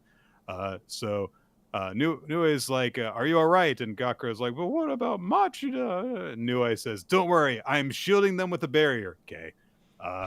And then Soranaki shows up, descending next to him, and says, you're all going to die right in front of Nue. It's time to go. And then Nue goes, Xenoblade! And a little cut appears on Soranaki's eye, and Soranaki goes, Nue, behave! You know you can't fight any longer. And Nue has a dramatic moment for some reason. As we've seen her go through it this arc, Quinn. She explained something that happened to someone else that made her sad, I guess. We didn't see her go through a lot of emotions when she explained it. Anyway, she says, I'm sick of having bad timing and of being useless when it matters most. Did we see that happen? Did we see that happen? In the flashback, it was explained. I forget what Nue was doing, but she wasn't there when all the wild stuff happened. When Gekka got transformed. She wasn't there, yes. So Chibi Nue says, I'm going to fight until the very end. There's no way I'm falling asleep partway through again. And Gakuro reacts to this by staring. He's just staring at stuff. He's just looking. So Soranaki's like, fine then, open those eyes wide and drink this in. And he goes to punch Gakuro in the head, and a voice says, I won't let you make Nue sad anymore. And a hand comes out and blocks Soranaki's strike. And Gakuro wakes up in an abyss, I think. We have very little establishing shot for this moment, as Gakuro wakes up in front of Gekka. Gekka in human form, who says, I've been wanting to talk with you. What? Gekka is going to show up in the main timeline somehow? A cute girl's going to show up more frequently in New Exorcist? Who could have called this twist coming? Look, until she officially joins the harem, I'm not going to start saying I called it. But also, there's nothing to call. This series introduces a new woman and they immediately fall head over heels for Gakuro. Like, it doesn't even matter right now. It's that's like predicting a sunrise, Yeah. I feel like it's going to happen before we're in April, honestly. Yeah, just cut to the end of the year when I'm doing my my prediction for where New Exorcist was, and I was like, I don't know, was it what's her face becoming a member of the fucking harem? And then Ninja has to be like, actually, it was 2 months earlier and 17 fights before, or whatever the fuck actually happened at the start of this year. Oh boy! All right, Akane-banashi, story 196, Isho Theater. with a very cool stylized color page at the start that has Kaichi on it. Isn't that nice? Wait, is he there? I'm gonna cut this out. And, I'm gonna print this out and cut it up so it's just him. Okay. And I'm gonna stick it on my wall. So we get confirmation that the Ishokai is in fact taking place on a cruise being held for the sole purpose of immersion in the traditional art of Rakugo. And it begins with Rakugoka from the Isho school putting on light entertainment. Ichi no En. And the guy who was in the dragon costume, he's there dancing around. Seems to be a guy because they've got like a suit on. But I wonder if that's Kaichi. It wouldn't really make sense because Kaichi is also on the cover page with the dragon head, but maybe it is. I don't know. From the one shot we could see of the person's body type, it doesn't look like Kaichi's physique, but who knows? There's like a banquet and show going on while this is happening. And Kaisei explains to Akane while they're off in a private corridor, we're performing in the daytime slot tomorrow, so we won't be appearing tonight. Instead, we're called upon to greet our exalted guests with Master. In other words, Isha is going to go around and mingle with people. We're going to trail along behind him. And Kaisei notes, these are all important people, so you might want to like peruse the list so you don't like cause any offense. And he notes that Akane is like staring at him really miserably, and he's like, "Are you listening to me?" And he says, "Do you like not want to go around with Master Isho?" And Akane says, "It's my job. I just thought that when I thought we were gonna have like a big stare down or something." And Kaisei's like, "Well, it's your first time being here, so I guess I can't blame you for being ignorant." It's like, shut the fuck up, dude. But Akane says Kaisei says to Akane, "You'll find out what this place really is."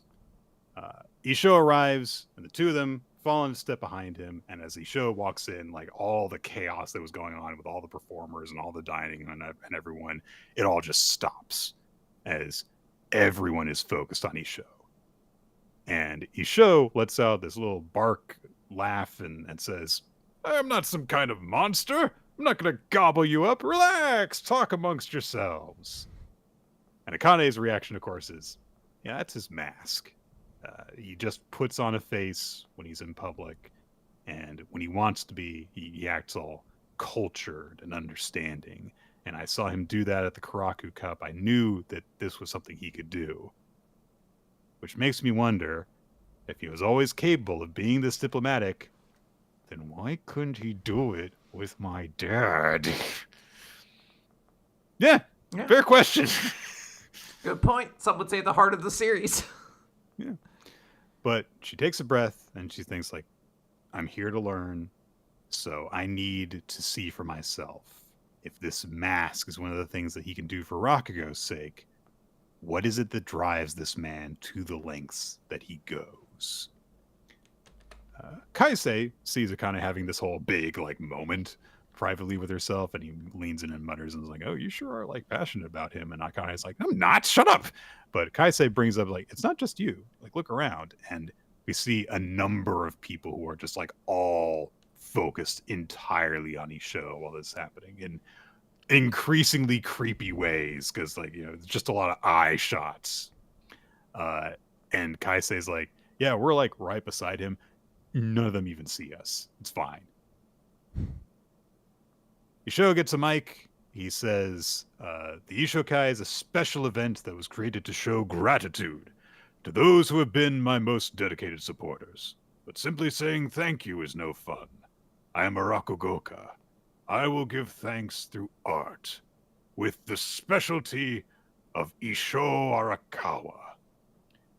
And so we get a little breakdown of what's on the docket for everybody, which is this preview banquet tonight. Then the daytime show is the God of Death dual duet, and then the night show afterwards will be Iken and Isho, master and pupil, putting on the Kensei Kai. And he says, "It'll be a long haul, but I hope you enjoy it. And with that, I bid you a good evening." And clicks off the mic. Big roar of applause goes up. And Kaisei says there is only one event where Isho Arakawa performs his specialty. It is the reason this crowd is here. Here at the Isho Theater, it's all about how big of an impression we can make against an indifferent audience. That is the battle we fight at the Ishokai. And Akane's fist is trembling a little bit, and she says, "It's perfect." Just, wow, little demon protagonist comes out. And Akane thinks all the way back to her motivation at the beginning of the series, which was, I'm going to make Isho Arakawa admit that he was wrong. And she thinks, who knew I'd get the chance to challenge him like this? If this is a fight, then I'm aiming for a knockout. With my carefully honed God of Death, I'll take Isho's special event and repaint it in all the colors of Akane, which means red, by the way. Oh. Thought she was maybe like a big chartreuse fan. Yeah. I mean, my name is Akane. It means chartreuse. Oh. She's a liar. That's good to know. Yeah, this is a good setup. It's a lot of it eager anticipation for what's going to come. And yeah, good little chapter. Good to use for Kaichi, though. I suppose. He is supposedly there, so. Yeah.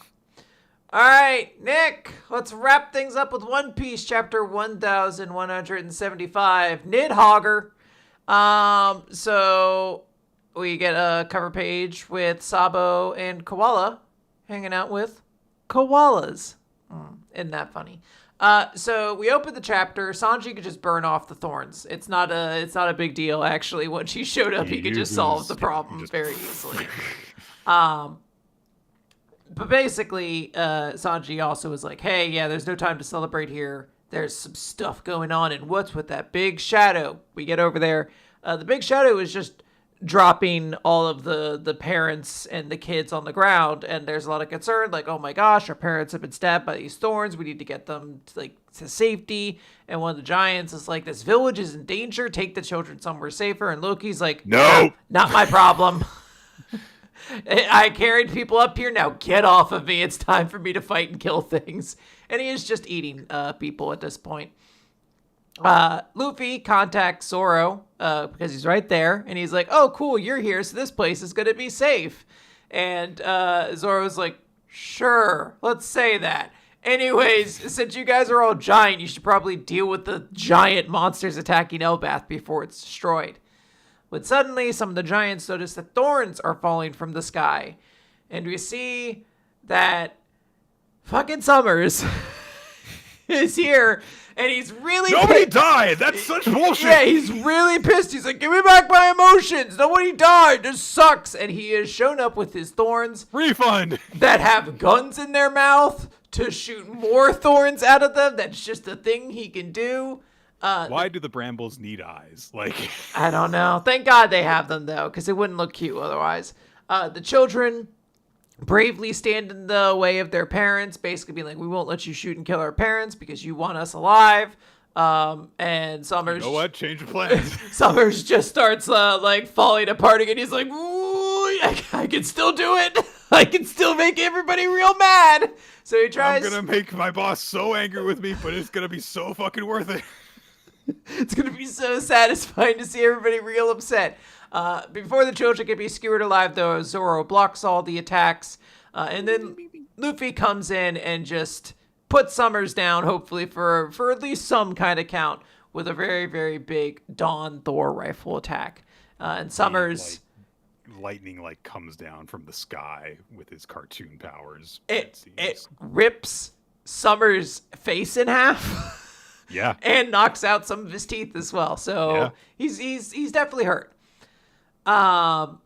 So some of the children start to comment on oh wow, it's like Nika. It's just really there he is. And then people also start commenting on the dragon. They're like, is that the Nidhogg? What's going on? Yeah, what's going on with all of this? Mr. Ya gets a little bit of a flashback when he kind of got everything explained to him that, yes, the fruit that is the treasure of the Elbath Giants is the dragon fruit, the mythical version, Nidhogg. And it is said that whoever will eat it will transform into the largest dragon, and also its size scales. So if you're really big, then you become an even bigger dragon. So Loki, who's basically the biggest giant there is a really, really big dragon. Also, Radagast functions exactly as predicted. They were there. They were loyal to this warrior who fought against Nika. And then after the warrior died, they just stayed loyal to the hammer, and they've stayed in it since that point. And now the guardian of the hammer has chosen Loki to be their thing. And Loki, in this big 2-page spread, just like nukes a bunch of the Draugr, just absolutely obliterates them. So big. He's gigantic. He is extremely big. This attack wipes out a whole bunch of them, and Gunko, watching all this happen, basically Emu, starts to think to himself, I see. So Nidhogg, that's where thou'st were. I am going... Why would he want that power, Quinn? Yeah, seems kind of... I mean, there's probably like a one that makes your body into paper. That's super useful. Go get that one. Something like that. Maybe he's like trying to get into smoothies, and he needs like lightning cast by the dragon to power the blender in order to make the smoothies. Maybe that's what he needs. It's very, cool showing for Loki. I do have to wonder if this this arc is going to end in some kind of tragedy or something, because he's so powerful, and he is definitely on the Straw Hat side. That you're like, what could possibly threaten them now?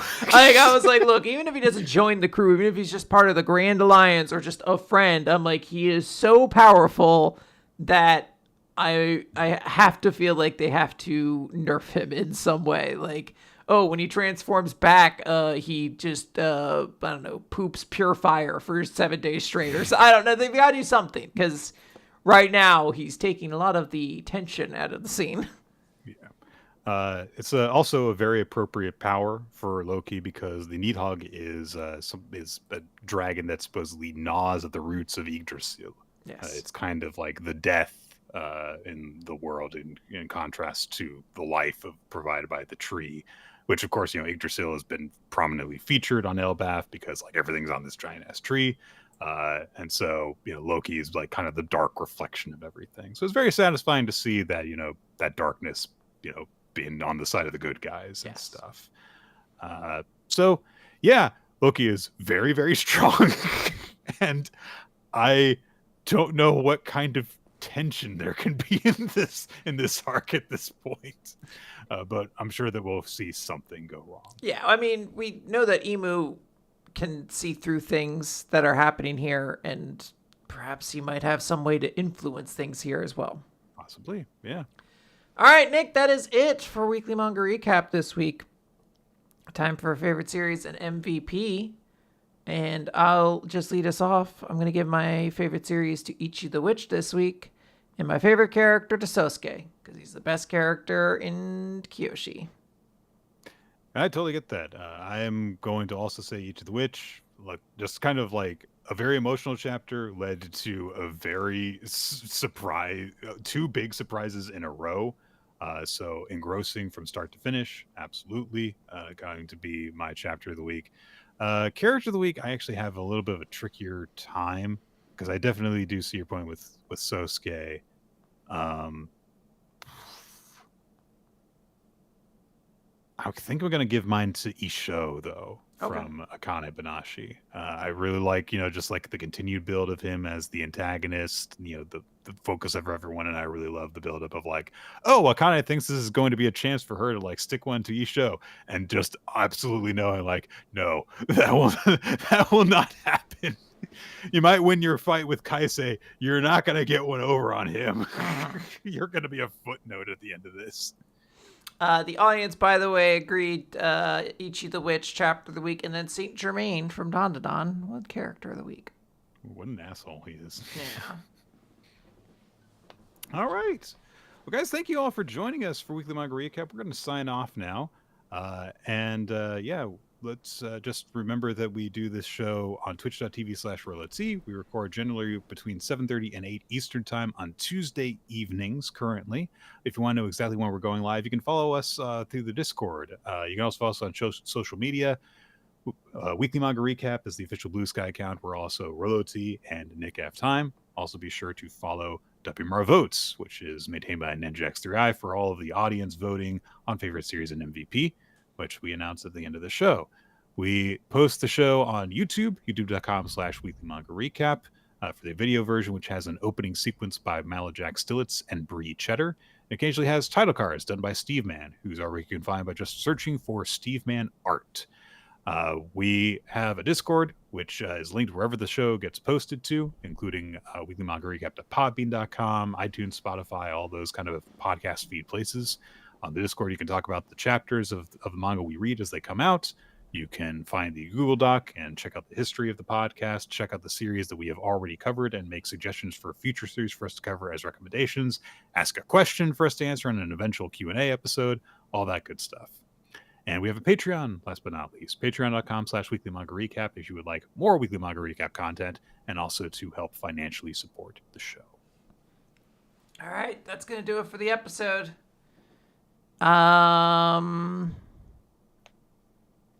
Maybe I'll try searching Dandadan Futa again and see what comes up. Maybe she'll get better results this time. Yeah. Mm-hmm. Be careful about the way that your glasses work here. Hold on. Save search is off. This time, I did get the character from Dandadan first. That probably says bad things about what I'm doing on my phone most of the time. That my phone was like... You don't have sync between your phone profile and your desktop browser, do you? No, it's you got different browsing apps. No, this is basically incognito mode over here. Otherwise, they're like, this degenerate. We know what you really want.